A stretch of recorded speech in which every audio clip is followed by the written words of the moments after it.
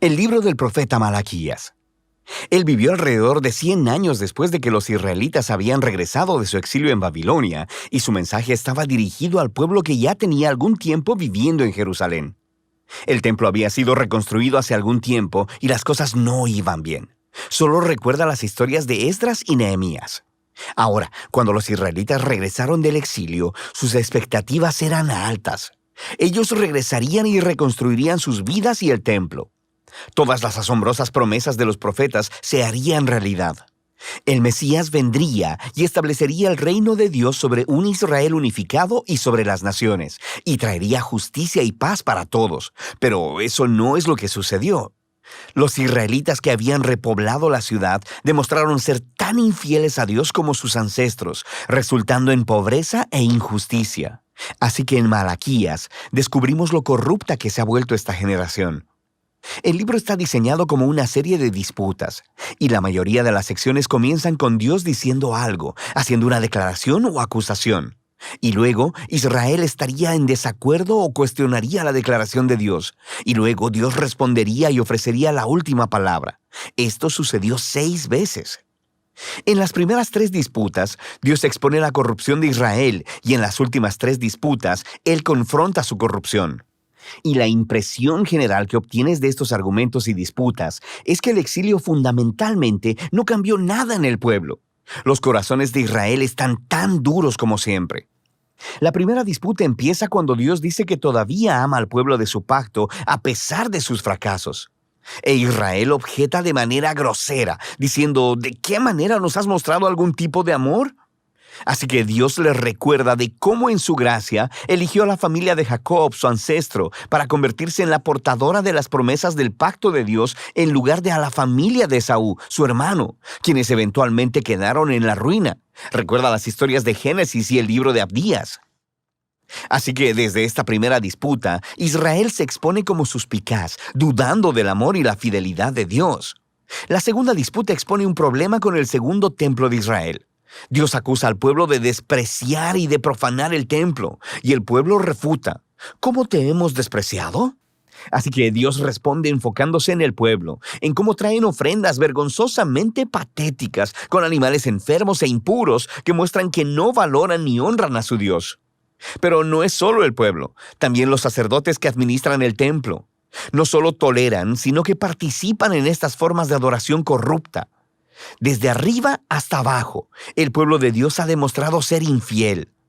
En la tercera disputa, Dios acusa a los hombres israelitas de traición para con Dios y con sus esposas, lo que por supuesto ellos niegan. Y Dios expone la tóxica combinación de idolatría y divorcio que está teniendo lugar. Tienen a hombres israelitas casándose con mujeres no israelitas, y luego adoptando en sus hogares la adoración a los dioses ancestrales de sus esposas. Recuerda la historia de Nehemías capítulo 13. Así que Malaquías conecta esto con una ola de hombres divorciándose de sus mujeres sin una buena razón. Y el pueblo no tiene problema con esto. Y Malaquías dice no. Es una traición a su pacto con Dios. Así que Malaquías pasa al segundo grupo de disputas que confrontan la rebelión de Israel. La cuarta disputa comienza con los israelitas acusando a Dios de negligencia, diciendo, ¿dónde está el Dios de justicia? Ellos ven injusticia y corrupción abundando, y Dios no parece hacer nada. Así que Dios responde diciendo que Él enviará un mensajero que preparará al pueblo para el regreso personal de Dios en el día del Señor. Él vendrá como fuego para purificar a su pueblo y para remover la idolatría y la inmoralidad sexual y la injusticia, para que solo el remanente fiel sea su pueblo. En la quinta disputa, Dios llama al pueblo a volverse a Él, a lo que el pueblo responde, ¿cómo podemos regresar? Así que Dios confronta su egoísmo, les muestra cómo han dejado de ofrecer diezmos de sus ingresos para el templo. Esa palabra, diezmo, solo significa una décima parte. Es la cantidad de ingreso y frutos que los israelitas debían donar anualmente para mantener al templo y a sus sacerdotes. La práctica se explica en diferentes partes de la Torá. Ahora, sabemos por Malaquías y por el libro de Nehemías que el pueblo estaba descuidando esta responsabilidad. Así que el templo se estaba deteriorando. Y Dios los confronta. Él dice que quiere bendecirlos con abundancia, pero solo si ellos van a ser fieles. En la disputa final, el pueblo acusa a Dios y dice que servirle no tiene caso. Ellos observan a los malvados y orgullosos teniendo éxito en la vida y Dios no hace nada. Y la respuesta de Dios, por primera vez en el libro, no es un discurso, sino más bien una historia corta acerca del remanente fiel en Israel, de las personas que temen al Señor y aman reunirse y hablar acerca de cómo honrar a Dios y cómo servirle. Así que Dios ordena que un libro memorial sea escrito para estas personas, para que puedan leer el libro y recordar el carácter y las promesas de Dios. Aquí Malaquías está reflexionando en el regalo divino de las Escrituras, cómo ellas nos apuntan al pasado para recordar lo que Dios ha hecho para inspirar fidelidad y esperanza para el futuro. Lo que nos lleva a la conclusión del libro. Esta retoma y desarrolla todavía más las imágenes de la cuarta disputa acerca del futuro día del Señor. Dios dice que ha determinado un día de juicio purificador que consumirá a los malvados de entre su pueblo. Pero lo que la conclusión añade es sobre el futuro del remanente fiel, porque para ellos el día del Señor no es una amenaza, sino una ocasión de gozo. Será como los rayos de sol de la mañana, que traen sanidad y vida y esperanza para el futuro. Y así terminan las disputas de Malaquías.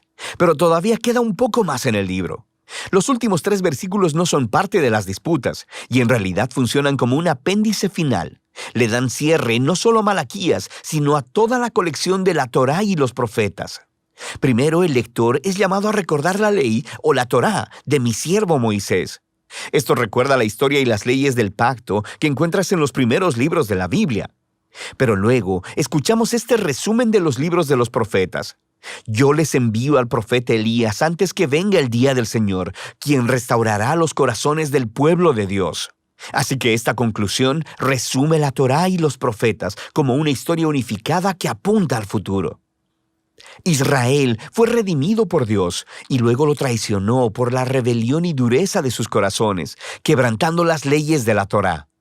Pero las Escrituras anticipan un día en el futuro en que Dios enviará un nuevo profeta, un Moisés, un nuevo Elías, quien restaurará al pueblo de Dios y sanará sus duros corazones.